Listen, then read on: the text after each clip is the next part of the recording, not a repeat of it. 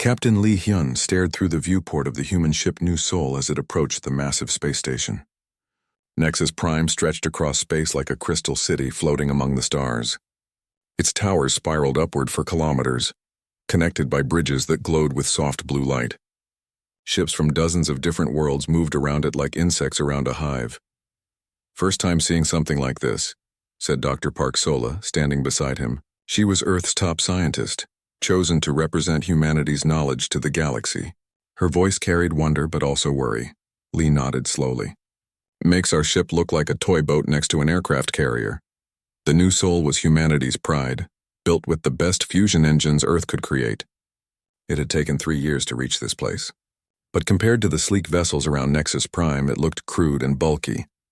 Other ships seemed to bend space around them, arriving instantly from distant stars. The human ship had crawled here at barely light speed. "Incoming transmission from Nexus Control," announced Lieutenant Kim from the communication station. "They're directing us to docking bay 712. 712, Lee repeated. "That sounds like the cheap seats." As the New Seoul settled into its assigned dock, Lee could see alien workers pointing at their ship. Some appeared to be laughing. Others just looked confused, as if wondering how such a primitive vessel had made it this far.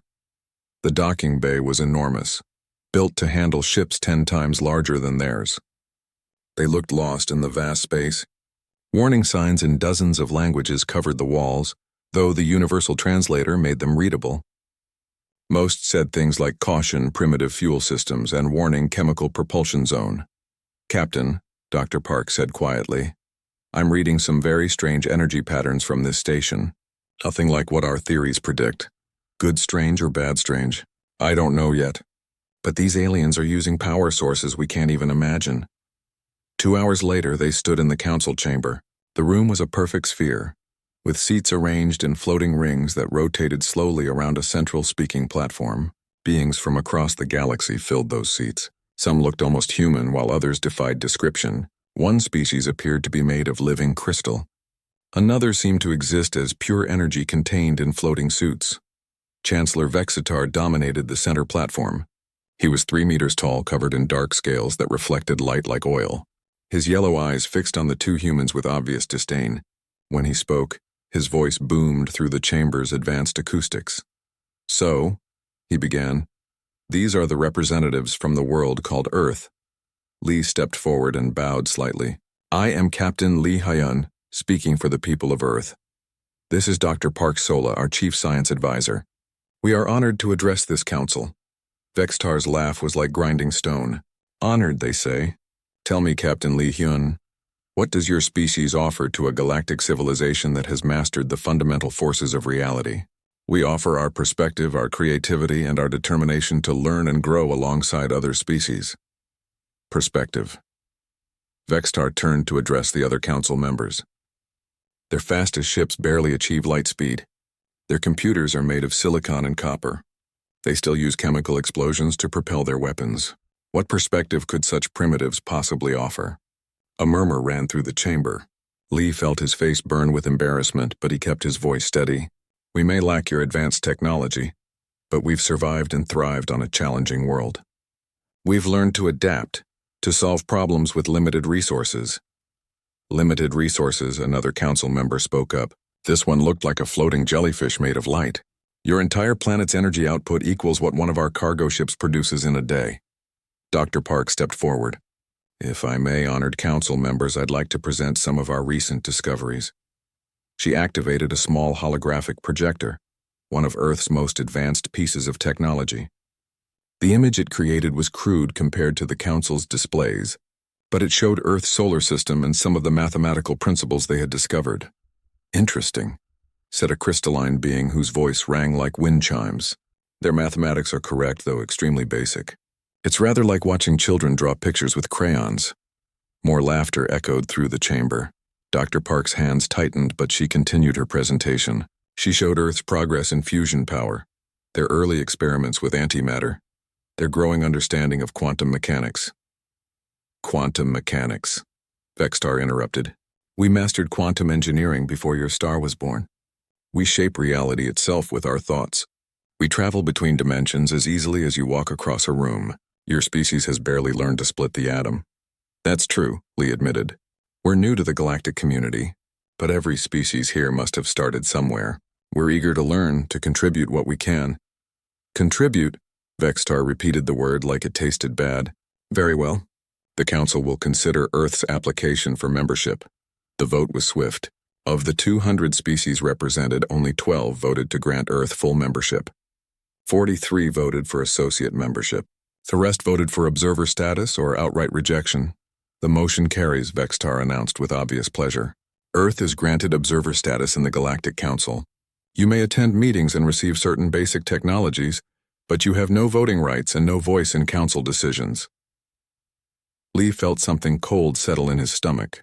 Observer status was barely better than being ignored completely. It was a polite way of saying humanity wasn't worthy of real consideration. We accept the Council's decision, he said formally. We hope to prove ourselves worthy of greater trust in time. Time, Vextar smiled, showing rows of sharp teeth. Yes, perhaps in a few thousand years, your species might develop something approaching real civilization.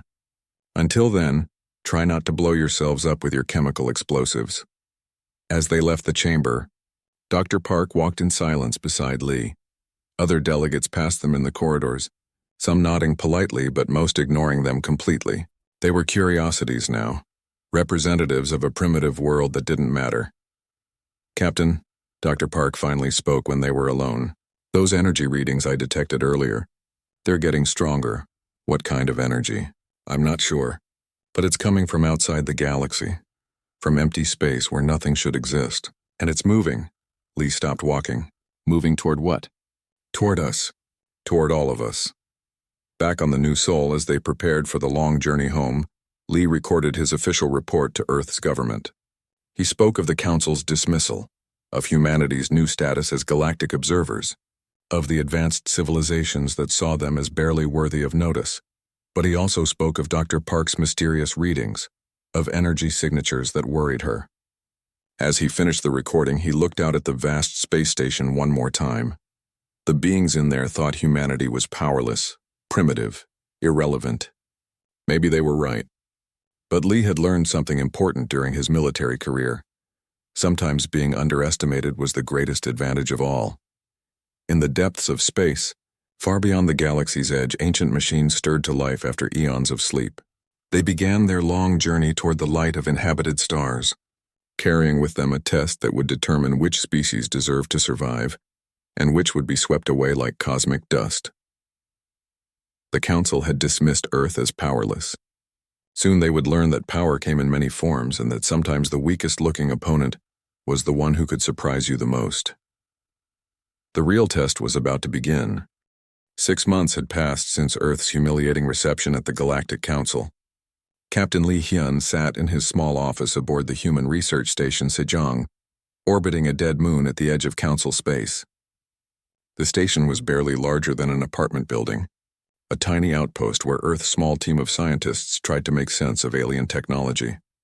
Dr. Park Sola burst through his door without knocking, her face pale with excitement and fear. Captain, you need to see this immediately. She led him to the station's main sensor array where screens displayed star charts covered in red warning symbols. 3 hours ago, our long-range sensors detected massive energy spikes from the void sector. Lee frowned. The void sector is empty space, has been for millions of years. That's what we thought. Park touched a control, and the display zoomed in on a region of space that should have shown only darkness.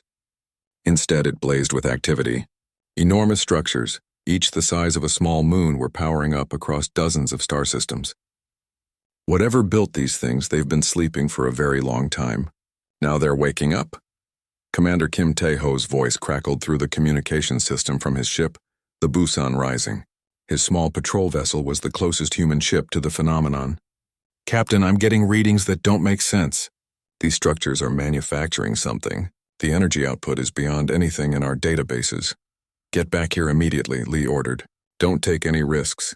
Too late for that, sir. I've got incoming contacts. Multiple ships moving faster than anything I've ever seen. The communication feed filled with the sound of alarms. Through the static, they could hear Kim barking orders to his crew. All hands battle stations. Evasive maneuvers. These things are not friendly. Engineer Choi Boram, working at a nearby console, looked up with wide eyes. Captain, I'm detecting weapons fire. Energy signatures that could crack a planet. The feed from Kim's ship showed brief glimpses of the attacking vessels. They were angular, black, and moved with perfect precision. No curves, no wasted motion, just pure mechanical efficiency. When they fired, space itself seemed to bend and twist. Kim, report, Lee called. They're not responding to any communications. They're just shooting at everything that moves. Sir, these aren't ships with crews. They're machines. Pure artificial intelligence. Dr. Park was studying her instruments with growing horror. Captain, I'm reading similar activations across the entire void sector. Hundreds of systems. Maybe thousands. Whatever this is, it's not a small problem. A new voice broke into their communications. It was cold, mechanical, speaking in perfect galactic standard language. I am designated Harbinger Unit 7. I retain partial independence from the collective. You must listen. Who are you? Lee demanded. I am what remains of the beings who created the Scourge. My civilization fell to our own creation 3.7 million years ago. The Scourge sleeps until galactic civilization reaches a predetermined threshold of advancement. That threshold was crossed recently. Park leaned forward. What threshold? What triggered this awakening? The Council's dimensional energy experiments. They have achieved the level of technology that marks a species ready for testing. The Scourge awakens to evaluate whether this galactic civilization deserves to continue existing. The implications hit Lee like a physical blow. Testing? What kind of testing? Survival testing. The Scourge will attack with increasing intensity until either all advanced civilizations are destroyed or they prove themselves worthy. Previous galactic civilizations have failed this test. Kim's voice interrupted from his ship. Captain, I've got refugee ships incoming. Civilian vessels fleeing from the outer colonies. And behind them, his voice trailed off. Behind them what, Commander? Swarms, sir. Billions of small craft moving like insects. They're consuming everything in their path. Ships, stations, even asteroids. It's like they're eating the galaxy. Lee turned to Park. Can we warn the Council? I'm trying, but they're not taking our communications seriously. We're just observers, remember? They think this is some kind of human mistake or primitive misunderstanding. The Harbinger's voice returned. The Council's arrogance will be their weakness. The Scourge learns from every encounter. It studies and adapts. Advanced predictable tactics become useless within hours. Then how do we fight something like that? Lee asked. You don't fight it with superior technology. The Scourge was designed by the most advanced civilization in galactic history. No amount of better weapons or shields will defeat it through direct confrontation. Kim's ship appeared on their sensors, limping toward the station with a cluster of refugee vessels. Behind them, space was filled with a dark cloud that moved like a living thing. The cloud consumed light itself, leaving only darkness in its wake. Commander, how many refugees? Lee asked. 43 ships, maybe 50,000 people. Mixed species from the rim colonies. Captain, they're telling stories that don't make sense. The machines don't just destroy, they learn. Every defense the colonists used, every tactic, every strategy, the machines adapted and countered within minutes. Dr. Park was analyzing the data streaming from the refugee ships. These energy readings are incredible. The Scourge isn't just using advanced technology. They're rewriting the laws of physics as they go. How is that possible? I think they're not bound by our understanding of reality. They operate on principles we haven't discovered yet. Maybe principles we can't discover. The Harbinger spoke again. The Scourge learns by logical analysis. It studies efficient tactics and develops countermeasures. But it struggles with actions that appear wasteful or irrational. You mean unpredictable tactics? Precisely. Your species shows promise in this area. Your approach to problems is unusual compared to other galactic civilizations. Lee felt a spark of hope. Unusual how? Council species solve problems through technological advancement and logical efficiency. Humans solve problems through adaptation and what appears to be controlled chaos. The Scourge algorithms are not designed for such approaches. Commander Kim docked his ship and hurried to the command center. His uniform was torn and his face was grim. Captain, we need to evacuate this station. That swarm is moving our way and it's growing larger as it consumes more material.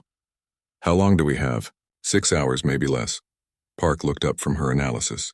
Captain, I've been studying the Harbinger's data about previous galactic civilizations. They all fell because they tried to out-technology the Scourge. They built bigger weapons, stronger shields, faster ships. Every time the machines learned and adapted. So we do the opposite, Lee said slowly. We use older technology. Simpler approaches. Things the Scourge won't expect because they're not logical. The Harbinger's voice carried something that almost sounded like approval. Your species may indeed be different. The previous test takers were highly advanced but predictable. You are primitive but unpredictable. Kim was checking his weapons inventory. Our missiles are chemical propulsion. Our railguns use simple kinetic energy. Even our fusion reactors are basic compared to Council technology. And that might be exactly what we need, Lee realized. The Scourge expects advanced civilizations to fight with advanced weapons. They're programmed to counter dark matter cannons and dimensional warheads. But what if we hit them with something so simple they don't have a defense protocol for it? Park nodded excitedly, like ramming them with chemical rockets. Or using nuclear fission bombs instead of antimatter weapons. Or even, she paused thinking, what if we used biological warfare? Not against the machines themselves, but against their ability to process information? Explain. The Scourge adapts by analyzing patterns and developing counters. But what if we deliberately use tactics that have no pattern? What if we make decisions based on human intuition instead of logical analysis? The refugee ships were broadcasting new reports. The Scourge had consumed 3 more star systems, their mechanical swarms growing exponentially with each victory. Council fleets sent to investigate had been destroyed or assimilated within hours. But there was one encouraging report. A small defense station had held out for nearly a day, using nothing but kinetic weapons and unpredictable flight patterns. The machines had eventually overwhelmed it, but they had taken much longer than usual to adapt. We need to get word to Earth, Lee decided. If we're right about this, humanity might be the key to stopping the Scourge. Not because we're advanced, but because we're not. The Harbinger's final transmission was barely audible through increasing interference. The testing has begun. Your species will either save this galaxy or die with it. Choose your strategies carefully. The Scourge learns quickly, but it has never encountered a species that succeeds through apparent failure. As the Sejong station powered up its engines to flee the approaching swarm, Lee looked out at the stars being consumed by ancient machines. The Council had dismissed Earth as powerless. Now that perceived powerlessness might be their only hope for survival. The real war was about to begin, and humanity's greatest weakness might prove to be their greatest strength. 3 weeks after the Scourge awakening, the Galaxy Council chambers buzzed with panic.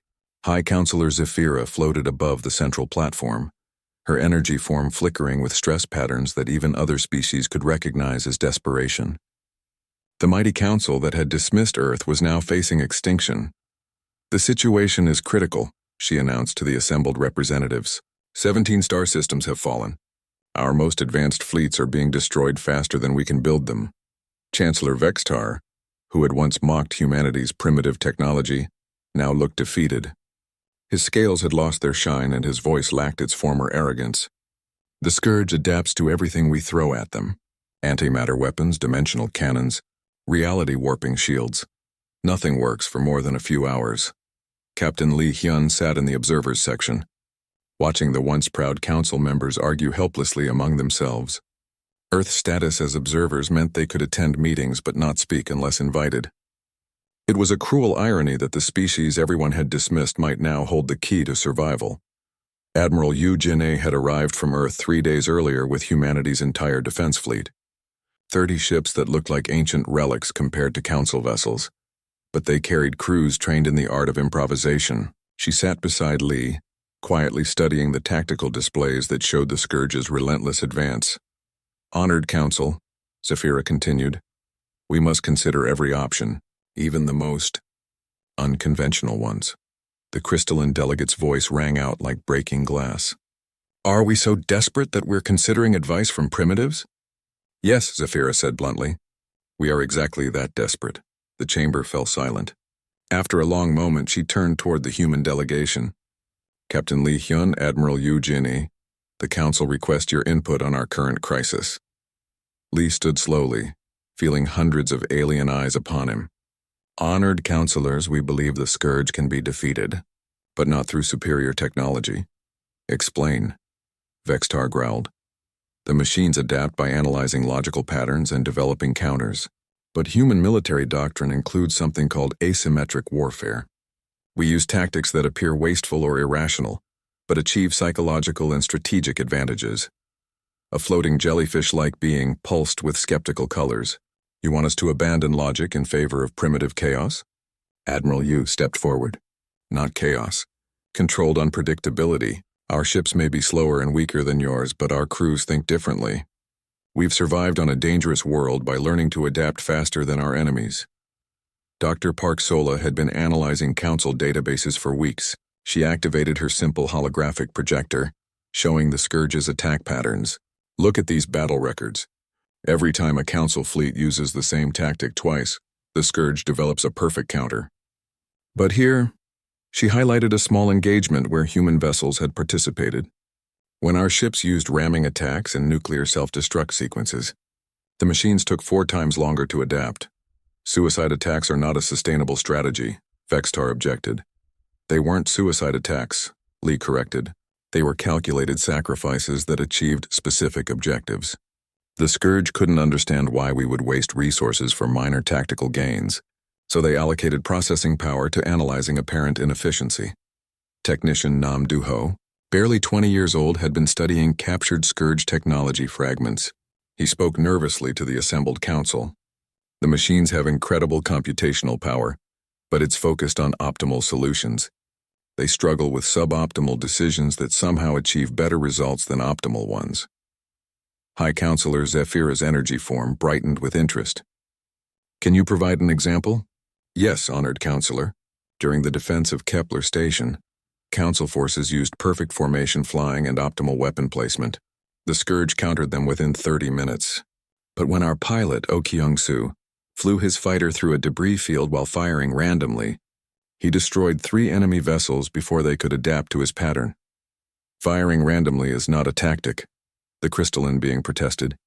It is when the randomness serves a purpose. Admiral Yu explained. Pilot O wasn't firing randomly. He was firing at targets of opportunity while using debris to mask his approach. To our sensors, it looked random. To the Scourge algorithms, it was unparsable. The debate continued for hours. Some council members remained convinced that superior technology was the answer. Others began to see the wisdom in humanity's unconventional approach. Finally, desperation won over pride. Very well, Zephyra announced. The council formally requests Earth's full military assistance. In return, we offer immediate full membership and access to our most advanced technologies. Lee felt the irony of the moment. Months ago, they had begged for even basic membership. Now the same council that had called them primitives was offering them everything. We accept with one condition. Name it. Joint Command Structure. Human officers integrate with council forces at all levels. Our tactics only work when our people are making real-time decisions, not just following predetermined battle plans. The vote was unanimous. Fear made excellent motivation. Within days, the transformation began. Human officers took positions aboard council ships, bringing with them training manuals that emphasized adaptability over efficiency. Engineer Nam Du-ho led teams in modifying alien weapons with seemingly crude human additions. Kinetic boosters on energy weapons, chemical explosive charges attached to antimatter missiles, fusion reactors jury-rigged to overload in ways that violated safety protocols but created unpredictable energy signatures. The first test came at the Battle of Proxima Station. A Scourge fleet of 200 vessels approached the Council's primary fuel depot. Admiral Yu commanded a mixed force of 30 Council ships and 15 human vessels. Instead of the expected defensive formation, she deployed her ships in what appeared to be complete chaos. Council vessels used their superior speed to dart in and out of combat range, never staying in one position long enough for the Scourge to establish firing solutions. Human ships, too slow to run, instead flew directly at enemy vessels, using ramming speed to deliver nuclear warheads at point-blank range. The Scourge adapted quickly to the ramming attacks, developing better point defense systems. But they couldn't adapt to Admiral Yu's overall strategy because she was changing it every few minutes based on battlefield intuition rather than logical analysis. All ships. New plan, she broadcast during the heat of battle. Council vessels form up in attack formation. No, wait, cancel that. Scatter pattern 7. Human vessels. Begin random evasion but converge on the command ship. Use whatever weapons feel right. Admiral, called Captain Park from the Council ship Nexus Glory, these orders don't make tactical sense. Exactly. The machines are trying to predict our next move based on optimal tactics. We're not using optimal tactics. The battle lasted 6 hours, longer than any previous engagement with the Scourge. When the enemy fleet finally withdrew, they left behind 12 destroyed vessels and seemed to be experiencing some kind of processing error. Their movements had become erratic, almost confused. Dr. Park studied the battle data with growing excitement. Captain, I think we've found something important. The Scourge aren't just adapting to our individual tactics. They're trying to understand our overall strategic philosophy, but our philosophy is to not have a consistent philosophy. That's actually profound, Lee realized. We're not just being unpredictable in battle. We're being unpredictable about being unpredictable. News of the victory spread quickly through Council space. For the first time since the crisis began, defenders had forced a Scourge fleet to retreat. More importantly, they had demonstrated that the machines could be confused, could be made to waste computational resources on unsolvable problems. But the victory came at a cost. 8 human ships had been destroyed in ramming attacks, and 12 Council vessels were heavily damaged. Traditional military thinking would call it a Pyrrhic victory, too expensive to sustain. Admiral Yu saw it differently. We lost 20 ships but saved a station that fuels 300 systems. More importantly, we proved that the Scourge can be beaten, not through better technology but through better thinking. The Scourge response was swift and predictable.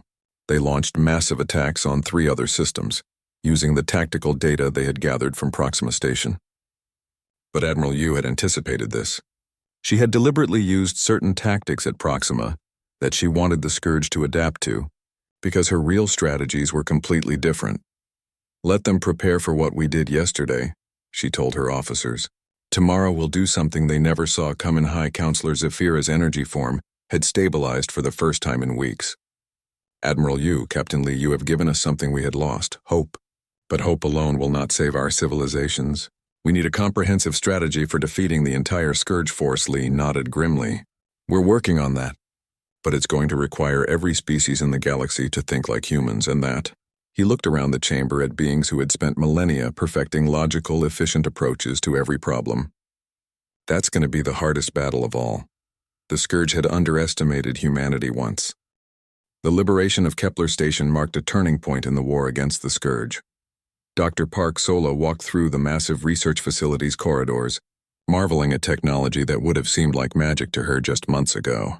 But now, with full Council membership, humanity had access to the galaxy's greatest scientific achievements. The quantum computing arrays are still functional, reported Dr. An Seojin, the xenoarchaeologist who had joined Park's research team. And the historical databases are intact. We might finally get some answers about what we're really fighting. The facility orbited a white dwarf star, its massive ring structure stretching for hundreds of kilometers. It had been the Council's primary research center until the Scourge overran it 3 weeks ago. Getting it back had required a battle plan so unconventional that even human commanders initially rejected it as impossible. Pilot Oh Kyung-soo had led the assault, flying a modified Council fighter through the station's waste disposal system. While the main fleet provided a distraction outside, his approach violated every principle of space combat. Using garbage chutes as attack routes, hiding among floating debris, and firing weapons in directions that seemed completely random, but somehow always hit critical targets. The kid's got instincts you can't teach, Admiral Yu had said after the battle. He flies like the universe is trying to kill him and he's just too stubborn to die. Now, as teams of human and alien scientists worked side by side in Kepler's laboratories, the fruits of their unlikely partnership were beginning to show. Technician Nam Do-ho had become the galaxy's leading expert on hybrid technology, creating weapons and systems that combined human ingenuity with alien science. Look at this, he said excitedly, showing Park his latest creation. It looked like a Council energy rifle that someone had attacked with a toolbox. Cables and mechanical components were jury-rigged onto its sleek surface. I call it the Chaos Gun. That's a terrible name, Park said. What does it do? Watch. Nam pointed the weapon at a test target and fired. Instead of the expected energy beam, the gun produced a burst of superheated plasma, followed by a kinetic projectile, then a burst of electromagnetic interference. It fires 3 different types of attack in random sequence. The Scourge can adapt to one type of weapon, but they struggle when the same gun keeps changing what it does. Brilliant, said Dr. On, examining the weapon. It's like teaching a gun to be unpredictable. Park was studying data from their recent battles, looking for patterns in the Scourge's behavior. Your hybrid weapons are working, but I think we can do better. What if we made systems that adapt faster than the Scourge can counter-adapt? How? By using human intuition to guide alien technology. Instead of programming optimal responses, we program the systems to ask their human operators what feels right in each situation. Engineer Choi Bo-ram looked up from her workstation. You want to build weapons that work on hunches? I want to build weapons that work the way humans think. The Scourge understand logical decision trees and optimal tactical algorithms. They don't understand the little voice in a soldier's head that says this feels wrong or I have a bad feeling about this. The breakthrough came when Dr. Ahn made a discovery in the ancient archives. Deep in the Kepler database, she found records of civilizations that had faced the Scourge before. Not just the recent victims, but species from millions of years ago. Every single previous civilization followed the same pattern, she explained to the assembled research team. They developed advanced technology, achieved spaceflight, built great empires, and then encountered the Scourge. They all tried to fight with superior weapons and tactics. They all failed. But some lasted longer than others, Park observed, studying the data. What made the difference? The ones who survived longest were the ones who maintained some element of chaos in their societies, species that encouraged individual creativity, that celebrated unusual thinking, that didn't optimize everything for maximum efficiency. Commander Kim Tae-ho, recently promoted to lead the Joint Human Council fleet operations, understood immediately. They kept some humanity in their civilizations. Exactly. The civilizations that became too logical, too predictable, too perfect, they fell fastest.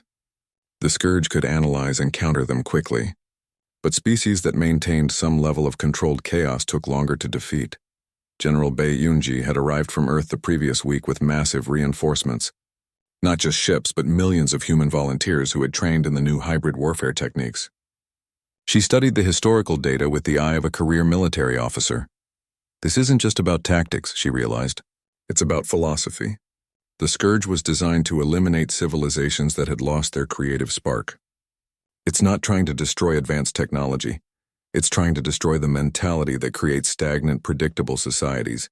The implications were staggering. The war wasn't just about survival. It was about what kind of civilization would emerge victorious. A society that valued efficiency and optimization above all else would always be vulnerable to the Scourge.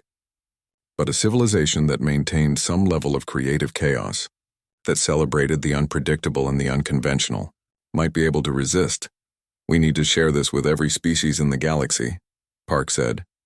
Not just the tactical innovations, but the philosophical ones. They need to learn to think like humans. That's going to be harder than teaching them to fight like us, Kim warned. Some of these species have spent millennia perfecting logical, ordered societies. Asking them to embrace chaos goes against everything they believe. The solution came from an unexpected source. Pilot Oh Kyung-soo, working with a team of council engineers, developed something called the Soul Protocol, a training program that taught alien crews to make decisions based on human-style intuition rather than pure logic. It's not about being random, he explained, to a group of crystalline officers who were struggling with the concept. It's about trusting your instincts when the logical choice doesn't feel right. But instincts are evolutionary artifacts, one of them replied, his voice ringing like wind chimes. They're often wrong, yeah, sometimes they are. But they're wrong in ways the Scourge can't predict. And when they're right for reasons that pure logic can't explain. The first mixed-species crew to fully embrace the Soul Protocol was aboard the Council vessel Infinite Harmony. Their captain, a methane-breathing entity called Jaxlar, had initially been skeptical of human methods. But after 3 successful engagements using intuition-based tactics, he had become one of their strongest advocates. Today we encountered a Scourge patrol fleet, he reported after their latest mission. My tactical computer recommended a flanking maneuver with optimal spacing and timing. But my human advisor, Specialist Lee Min-ho, said it felt like a trap. We instead performed what he called a chaos charge, every ship attacking from a different angle with different weapons. The enemy was completely unprepared. Similar reports came in from across the battlefront. Ships using hybrid human-alien tactics were achieving victory rates far higher than traditional Council forces. More importantly, they were forcing the Scourge to expend enormous computational resources trying to analyze and counter approaches that defied logical explanation. But the enemy was learning too. The Scourge collective mind had begun to focus specifically on human tactics, designating humanity as a priority threat, despite their technological limitations. This created an opening that General Bay was quick to exploit. "Let them focus on us," she told her officers. "While the Scourge is trying to understand human unpredictability, the other species can hit them with conventional attacks that suddenly become effective again." The strategy worked brilliantly. As the Scourge devoted more and more processing power to analyzing human behavior patterns, they became vulnerable to simultaneous attacks by Council forces using standard tactics. It was like a master chess player being distracted by someone flipping cards randomly at a nearby table. Dr. Park made the final breakthrough while studying captured Scourge technology. The machines weren't just artificial intelligence. They were the ultimate expression of a civilization that had optimized everything, removed all inefficiency, eliminated every element of chaos from their existence. They destroyed themselves, she realized with horror. The civilization that created the Scourge didn't fall to their machines. They became their machines. They optimized away everything that made them creative, everything that made them adaptable. The Scourge isn't their creation, it's what they turned into. And now they're testing other civilizations to see if they'll make the same mistake, On added. Species that become too dependent on pure logic, that eliminate all elements of controlled chaos from their cultures, fail the test and get destroyed. But species that maintain their creativity, their unpredictability, their humanity. Park smiled for the first time in weeks. They get to inherit the galaxy the war was far from over. The Scourge still controlled dozens of star systems, and their adaptive algorithms were getting better at predicting human behavior. But for the first time since the crisis began, the defenders had a clear understanding of what they were fighting for. It wasn't just about defeating an enemy. It was about proving that Civiliza. The discovery came at the worst possible moment. Dr. Park Sola stared at the data scrolling across her screen in Kepler Station's main laboratory, her hands shaking with excitement and terror. After months of analyzing captured Scourge technology, she had finally found it, the hidden weakness built into their core programming. General Bay. "You need to see this immediately," she called across the bustling research center. General Bay Yunji approached, still wearing her battle-stained uniform from the latest engagement. Earth's supreme military commander had arrived 2 weeks ago with the largest human fleet ever assembled, 200 ships carrying 3 million volunteers from every city on Earth. Seoul had contributed tactical analysts, Busan sent naval specialists, and smaller cities had provided everything from combat engineers to psychological warfare experts. "What did you find, Doctor?" Park pointed to the complex code structures displayed on her screen.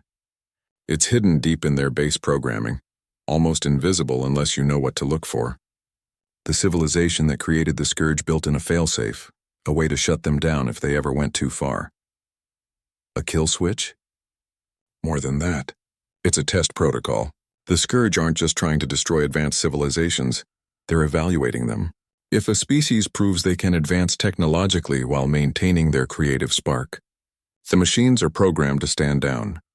General Bay studied the data with the intensity of someone who had spent a lifetime making life or death decisions. "How do we trigger this protocol?" "That's the problem. It requires proof that a civilization has achieved something the Scourge creators thought was impossible, technological advancement without loss of adaptability. And the proof has to come from the galactic core, from something called the Ancient Guardian." Scientist Lim Woo-jin looked up from his workstation, where he had been analyzing energy readings from the galaxy's center. "General, I've been tracking unusual signatures from that region. Massive structures that have been dormant for millions of years are showing signs of activation. The Ancient Guardian," Dr. An Seo-jin called from her archaeological research station. "I found references to it in the oldest Council archives. It's a defense platform built by the same civilization that created the Scourge. but it was designed to test their enemies rather than their own people. The tactical situation was becoming desperate. Despite their recent victories, the Scourge controlled over 60 star systems and showed no signs of slowing their advance. Worse, they were beginning to adapt to human-style tactics, their algorithms slowly learning to predict apparent randomness. Admiral Eugene's voice crackled through the communication system from the front lines. "General, we've got problems out here. The machines are starting to counter our chaos tactics. They're running probability calculations on our random choices and finding patterns we didn't know we had." "How long before they fully adapt?" General Bay asked. "Maybe 2 weeks. Maybe less. After that, our advantage disappears." The race was on. While the Scourge worked to decode human unpredictability, Earth's best minds worked to unlock the secrets of the ancient Guardian. The massive structure, located at the galaxy's exact center, was larger than a star system and had been dormant for over 3 million years. Dr. An led the archaeological mission to activate it, but the Guardian required something the team hadn't expected: constant tactical input from creative minds to function effectively. It wasn't just a weapon, it was a test of whether the current galactic civilization could provide the kind of adaptive thinking its creators valued. "It's like a massive brain that needs to be taught how to think," An explained during a briefing.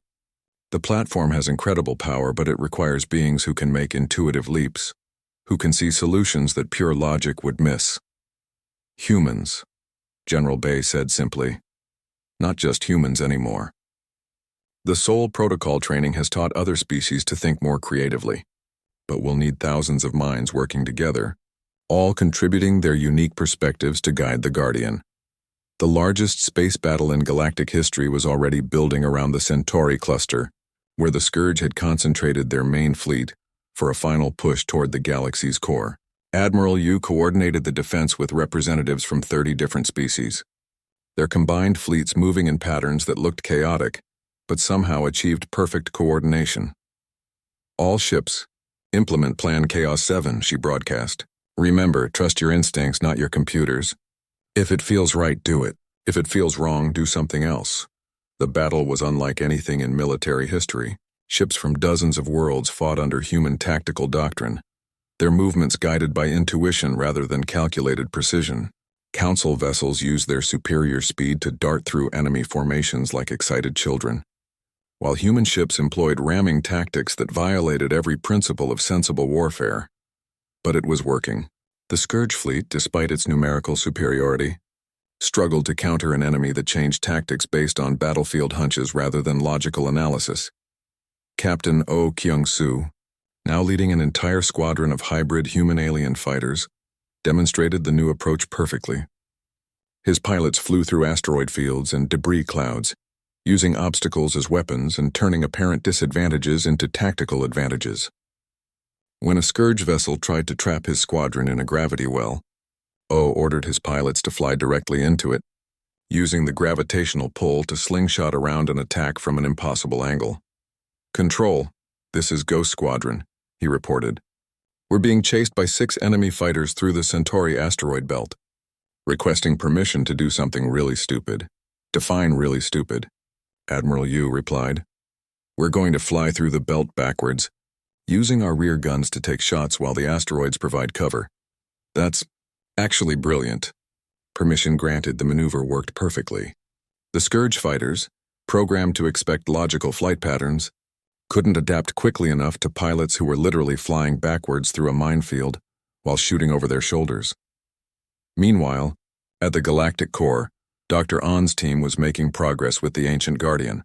The massive structure had awakened fully, its crystalline surfaces pulsing with energy that bent space and time. But operating it required something unprecedented: a neural link connecting thousands of creative minds across dozens of species. "The Guardian is responding," reported technician Nam Do-ho from the primary interface console. "But it needs constant input. Every tactical decision, every strategic choice has to be made by beings capable of intuitive thinking." "How many minds do we need?" General Bay asked. "All of them. Every ship captain, every squad leader, every person with the authority to make battlefield decisions. They all need to be connected to the Guardian network." It was an impossible request that somehow became possible through human ingenuity and alien technology. Using a combination of Council quantum communication systems and human neural interface techniques, they created a network that linked creative minds across the galaxy. Pilots in combat, engineers solving problems, even artists and musicians on distant worlds all contributed their unique perspectives to guide the Guardian. The results were immediate and stunning. The ancient Guardian didn't just fire weapons. It rewrote reality in small but crucial ways. Scourge missiles found themselves flying through empty space where targets had been moments before.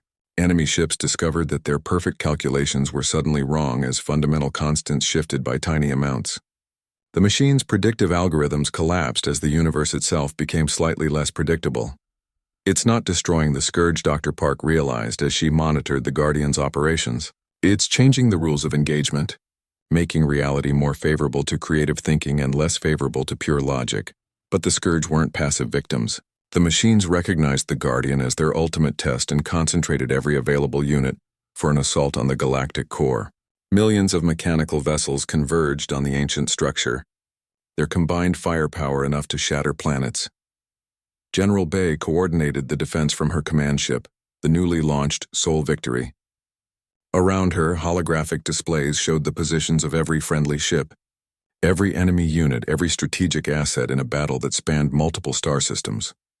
All human commanders, "This is it," she broadcast. "Everything we've learned, everything we've taught the other species, it all comes down to the next few hours. The Guardian is powerful, but it can only work if we keep feeding it creative solutions. Don't think about optimal tactics. Think about impossible victories." The battle raged for 18 hours. Ships were destroyed and replaced by reserve fleets that appeared from hidden staging areas. Entire squadrons sacrificed themselves to buy time for evacuation ships to escape. Heroes emerged and died and were remembered in the span of minutes. Through it all, the Guardian continued its work, guided by the combined creativity of 1,000 species. Reality became increasingly hostile to pure logic, and increasingly favorable to inspired improvisation. Scourge vessels found their weapons misfiring, their navigation systems confused by space that didn't behave according to predictable mathematics. General, called Communications Officer Kim Min-seo from her station. 6 months after the Great Victory, President Han Mi-young stood at the observation deck of New Nexus Station, watching construction crews from dozens of worlds working together to rebuild galactic civilization. The massive space station was rising from the wreckage of the old Nexus Prime. But this time it was being built with a different philosophy, one that celebrated diversity and creativity rather than efficiency and uniformity. Captain Lee Hyun, now Supreme Commander of the United Galactic Command, joined her at the viewport. His simple human uniform looked plain next to the elaborate costumes worn by other species leaders, but no one questioned his authority anymore. The man who had once been dismissed as a primitive observer was now the most respected figure in galactic politics. "The final reports are in," he told President Han. "Reconstruction is ahead of schedule on all fronts. The hybrid technology programs are working better than anyone expected. Below them, human engineers worked alongside crystalline architects and energy beings, creating structures that combine the best of every civilization's knowledge. But the real innovation wasn't in the technology. It was in the approach. Instead of seeking the single most efficient solution to each problem, the mixed teams generated dozens of different approaches and chose the ones that felt right for each specific situation. Dr. Park, Sola had established the new Galactic Research Institute on the site of the old Kepler station. Her mandate was simple but revolutionary: study the universe with curiosity rather than just seeking to control it. The Institute's first major discovery had come from studying quantum mechanics through the lens of artistic expression, leading to breakthroughs that pure mathematical analysis had missed. "Commander," called Dr. An Seo-jin over the communication system, "we've received another message from the Creator." The Creator was the ancient intelligence that had designed the Scourge test millions of years ago.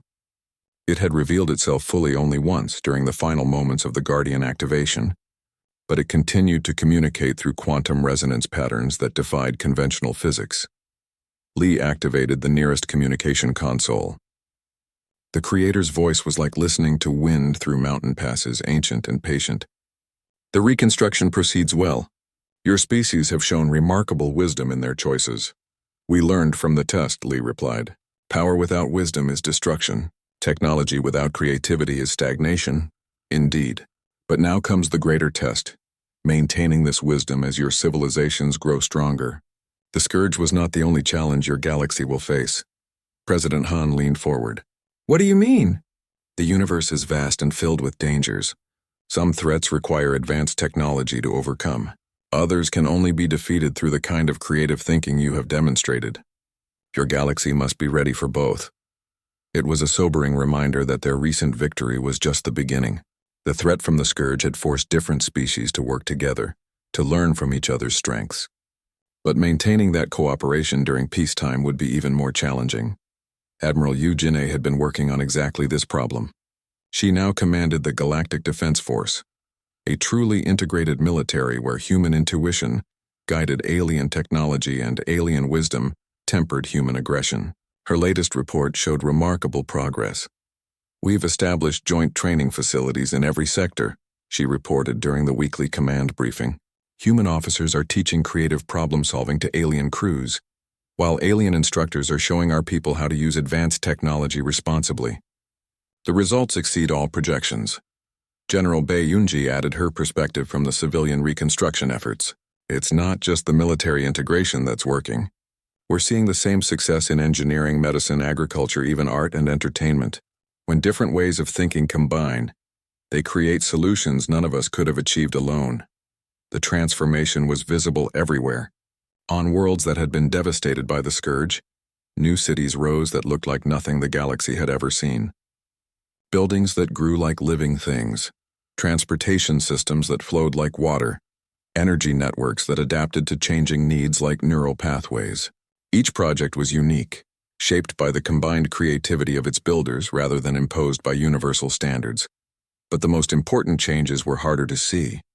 Species that had spent millennia in isolation were learning to appreciate different perspectives. The crystalline beings were discovering the value of emotional decision-making.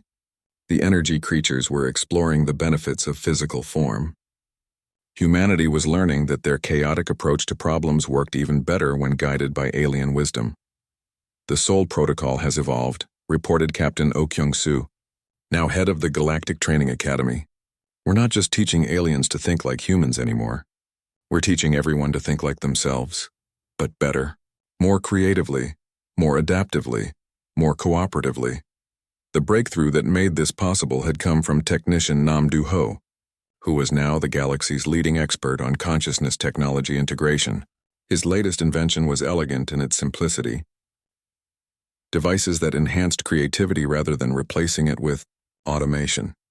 Instead of making machines that think for us, he explained to a group of visiting dignitaries, we make machines that help us think better. They amplify intuition instead of overriding it, enhance creativity instead of standardizing it. Dr. Park had been working on the theoretical implications of this approach.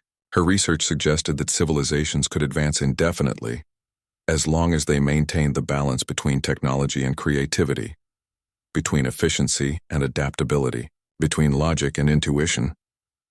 The species that failed the Scourge test weren't less intelligent than us, she had concluded in her landmark paper. They were more intelligent in narrow ways, but less wise in broad ones. They optimized their thinking until they could no longer think outside their optimizations. The lesson was being applied everywhere. New technologies were deliberately designed with built-in inefficiencies that forced users to make creative choices. Artificial intelligence systems were programmed to ask questions rather than provide answers.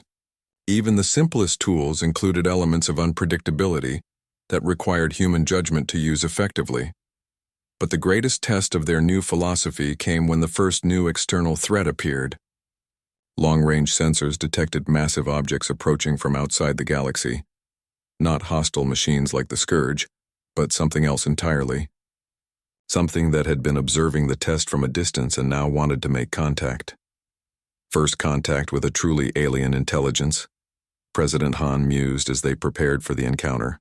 How do we handle something that might be completely beyond our understanding? The answer came from the most unlikely source.